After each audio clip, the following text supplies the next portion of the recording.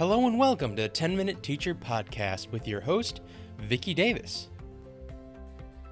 Hello, remarkable teachers. Today we're discussing a very important topic, 5 ways to improve reading stamina, episode 769. I'd like to paint a picture of the big picture though. Prior to the pandemic, nearly 2/3 of students in the U.S. were not at or above grade reading level. But in worldwide statistics 2017, UNESCO found that more than half of children and adolescents were not even learning worldwide. Since the pandemic, September 2020, UNICEF reported that 1 billion children weren't learning. But what are we teachers seeing in the classroom when we do return? I found a story about South Carolina teacher Andrea Yon that kind of sets the stage. She teaches in rural South Carolina and has taught 7 years and says that her struggling 7th and 8th graders used to read at a 5th to 6th grade level. Now, they're reading at a 3rd and 4th grade level. She also says in silent reading, they used to read 20 minutes and now are looking up at her after 3 to 5 minutes. Andrea is noticing what a lot of us teachers are noticing. Kids don't have the reading stamina they used to, and it's only gotten worse.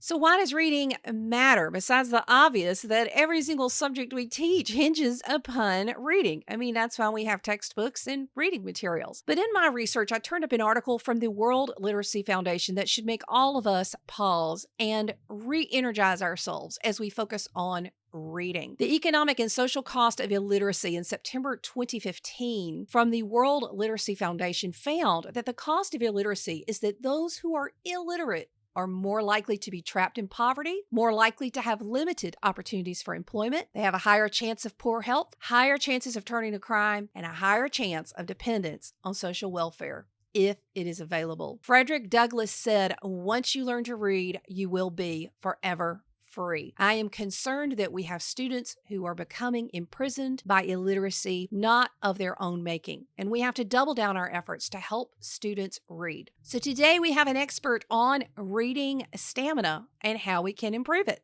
Let's get started.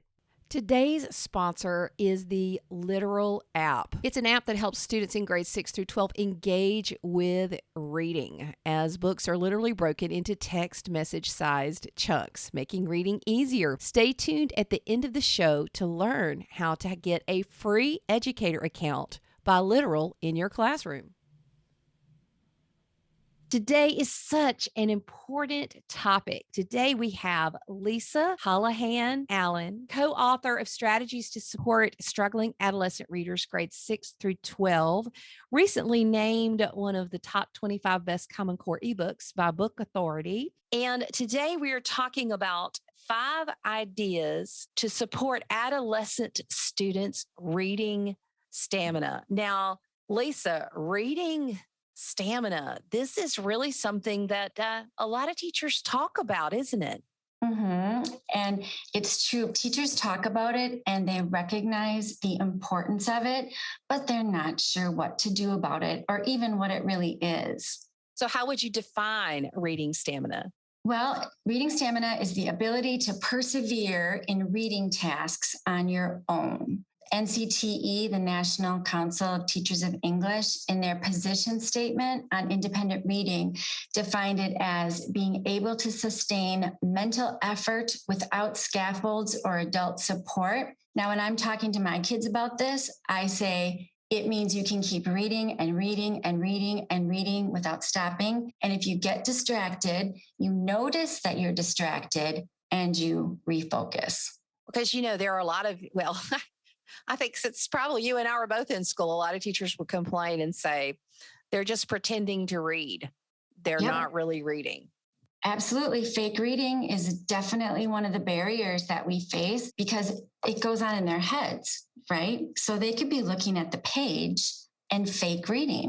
Mm-hmm. And it's really hard, especially during independent reading time with their own choice reading books, for us to know that they're fake reading.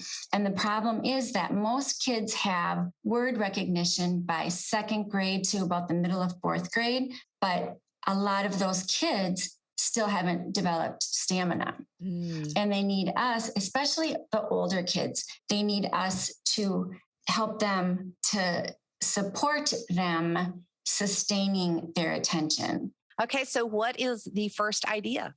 First idea is they need time. We need to provide protected opportunities for them to be reading, which is hard to do with our schedules being so busy and our time being full as it is. But there's a direct correlation between the amount of time our kids are reading and their reading achievement. There's a serious Matthew effect they're discovering that the more kids read, the better they are at reading.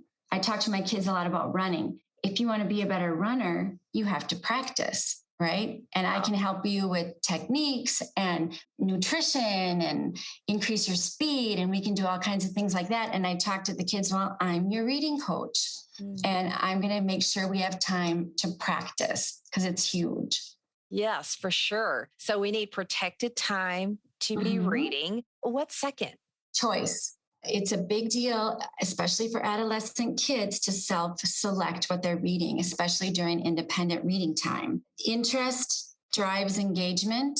It motivates them. They're more likely to understand the vocabulary if they have background knowledge and experience on the topic or an interest in the topic or background on the series. So, most of the day, teachers are telling them what to read. So if we can give them choice during independent reading time, that's a huge plus. So they have choice. They need uninterrupted, protected time to be reading. What's the third?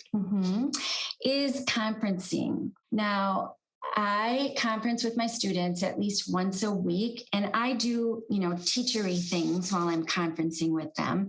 But you can also the kids can conference with each other. They can work with a small group. I want them to feel like they're part of a reading community, even like online blogs where they can talk about it. Talking about their reading is a huge thing because don't we do that as adults? You don't read a book and not talk about it or, fill in something about it. We talk about it with each other. So we want to model that for the kids as well. I love that. And you can model and teach them how to conference with each other. I reshared something that Larry Ferlazzo recently shared. And it was basically that all peer review and collaboration works, all of it. So we want to get them together and let them talk about what they're doing. It's very effective. Okay. What's our fourth?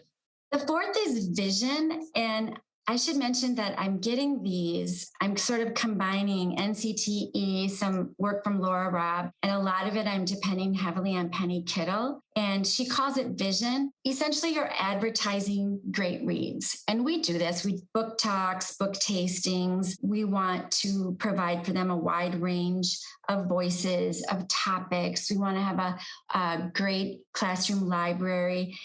Thinking about the mirrors and the windows analogy, where we want kids to see themselves in our books, and we also want them to look through windows. So there's a visibility to cultures that aren't our own, that we need to be preparing them for the real world and exposing them to different cultures. So, sort of that all-encompassing category of vision, just get them out there trying things. And even, the book trailers, those are a lot of fun that people record and put the QR codes in the front of the book. This is also something peers can do for each other, right? Oh, absolutely. Yep. And they sort of just naturally that ends up happening. Book recommending to each other, talking about books with each other. I do read alouds, even with my older kids all the way up to high school. They love it, love it, love it. And like if I read the first book in a series, they want the second one. They want the third one. And if I have it in my classroom library, they're going to pick it up. That's fantastic. Okay, what's the fifth? And the fifth one is challenge. We need to challenge our kids. We want to encourage them to stretch. They can stretch through levels. If something's more difficult for them, it's a challenge for them, but they need to be attempting that. If they have, let's say they're really good about skateboarding, they know a lot about skateboarding. And even if the book is, technically too hard for them, if they've got that background knowledge, they know the vocabulary. They understand the whole schema of skateboarding, so they'll be fine. Length of books, try to get them to read longer books. They feel pretty accomplished when they're reading, or I'm halfway through this. They want to talk about how they're amazed with themselves. Genres, have them branch out. If they're always reading fiction, try to get them to try some nonfiction. And topics. Again, that's where the mirrors and windows comes in. The stretching was really something with me and my own children. Hey, this may be a bad topic or a good topic for you. I don't know, but I have a feeling, you have the accelerated reader with the points. And my children would always, my son, he was fascinated with the Chronicles of Narnia. And I had read a couple chapters out loud in the car and he was ready. And supposedly his book level was not high enough to be able to read that book. And I fought to let him read that book because he wanted to. And guess what? He read it and his reading level jumped. So a stretch is not necessarily a bad thing, is it? No, you're right about that. And he was motivated to read it. And willing to look up the words. If their motivation can really overcome maybe gaps. Oh, for sure. Yeah, absolutely. And he's dyslexic too. So now he's a great reader, but it was that stretch that really made a difference. Oh, good for him. So Lisa, as we're looking at all of these, and you are right in the trenches right now, you're teaching reading, you are working with this as we record this in fall 2021. You have some teachers, I tweeted out yesterday, what are your biggest challenges right now? And this student engagement is a big part of the challenge, engaging students. And do discipline methods even work right now? Here's one tweet that I got back. What do you say to teachers who are just struggling to re-engage kids as you talk about stamina? And I'll tell you what, that's something we're all talking about. It's bizarre what we're seeing this year. They're good kids, but they're not used to coming to school every day and all day and being expected to be engaged every day, all day. Between the quarantines that they had to go through last year and when we were remote for part of the time last year, some kids were remote all year long. Our district offered that as an option, and it's just different. We can't just say, oh, well, we have to face it and we have to deal with it. And increasing their reading stamina is a big deal because it's their brain stamina too. It's their ability to pay attention in social studies and science. And when they're working on something and don't really feel like it anymore, you have to power through and just to give them those skills, those expectations. So when you have those students come across that you can tell they're struggling with, what are some of the words you use? I just heard you use the word power through. What is your sort of pep talk to those students who are right in front of you and are struggling? You know they can read it, but they're really struggling with stamina. What's that vocabulary sound like? Positive reinforcement, baby steps, let them know that it's okay to feel frustrated. We all feel frustrated. I think sometimes as teachers, especially with older kids, especially older struggling readers, we want to avoid frustration at all costs. And I don't know that that's doing them any favors. We want them to power through. We want them to, okay, I'm frustrated. What do I do now? And just help them through those steps. I see that you're frustrated. You're not feeling great about this. What should we do? Maybe take a brain break. Something as simple as noticing that you're frustrated. That doesn't mean you have to blow up or give up. We can work through this, depending what it is, take a brain break, take a walk, go get a drink, take a deep breath, all those kinds of things. And don't give up. You got this. It shows that you're noticing. So Lisa, as we finish up, think about all the teachers out there who are struggling with this very thing, just like you. Give a pep talk to those teachers. It's our responsibility. Those are our kids. Those are our students. They're depending on us. Their parents are depending on us. Their families are depending on us. And we can do it. It's our responsibility and we can do it. It might look different this year.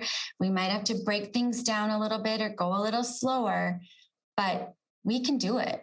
It's our responsibility. It sounds like this hits a hot button, an emotional button for you. It does. It is. I mean, I look at my students and I see my students and I think about their struggles, and it gets to my heart. And my children are all the way through school. But I always think about that, I'm a mom too. So I know what those moms at home are hoping for and thinking about. And I think about that for my students. Like, I want their mom to know that I am doing what I can. and we're going to get through this and everything's going to be just fine. And your child is going to progress and make positive steps forward. And I love this and it's going to be great. And, every parent wants somebody who's going to believe in and reach their child. Mm-hmm. And I've been teaching for a long time, and I have never had a kid that hasn't made positive gains somehow, somewhere through the things that I do with reading. If it's reading aloud, if it's finding their subject topic that they enjoy. My husband hunts and fishes, so I know that vocabulary, so I can talk to kids about hunting and fishing if that's what they need. And I will be your go-to person about hunting and fishing. I'll bring some of my husband's magazines to school and share them with you. You just figure out what a kid needs, diagnose and prescribe, and then you do it. Whatever it takes. So educators, we have gotten some fantastic strategies to help promote reading stamina with our adolescent readers from Lisa Holohan Allen. The book is Strategies to Support Struggling Adolescent Readers, grades 6 through 12. Thank you, Lisa, for coming on the show. Thank you very much for having me. In today's show, we learned how to help readers in grades 6 through 12. Today's sponsor, Literal, is an app to help students in grades 6 through 12 engage with reading. In this app, the books literally are broken into text message-sized chunks, making reading easier. Plus, Literal has classroom management features for teachers. So go to literallapp.com, that's Literal app.com, and use the promo code COOLCAT to get a free educator account to try Literal in your classroom. If you have a classroom full of struggling readers, I highly recommend checking out the Literal app. That's literallapp.com, and use that promo code of COOLCAT to get a free educator account. Tweet me at CoolCatTeacher and let me know what you thought.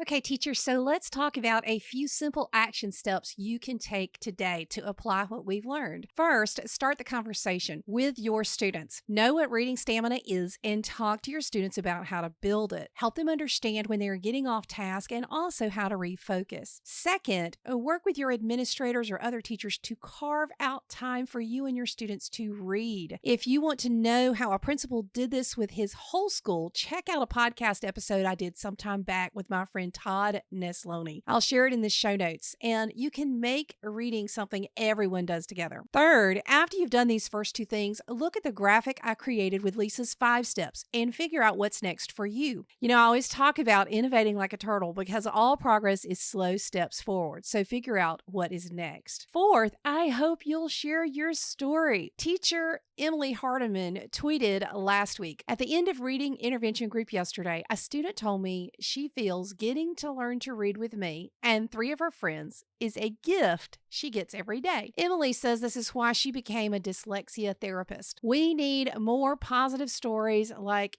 Emily's to flood Twitter, Instagram, TikTok, everywhere. Helping kids read is an act of love that will change their life forever. And you might also encourage other teachers and parents. Finally, I've learned about a Literacy Matters conference that is free and coming up this Saturday, February 5th, 2022. If you want to learn more, build your PLN and connect with others. I'll also have a link to that in the show notes. Now, let's get out there and let's help kids read. You've been listening to the 10-Minute Teacher Podcast. If you like this program, you can find more at CoolCatTeacher.com. If you wish to see more content by Vicki Davis, you can find her on Facebook and Twitter under CoolCatTeacher.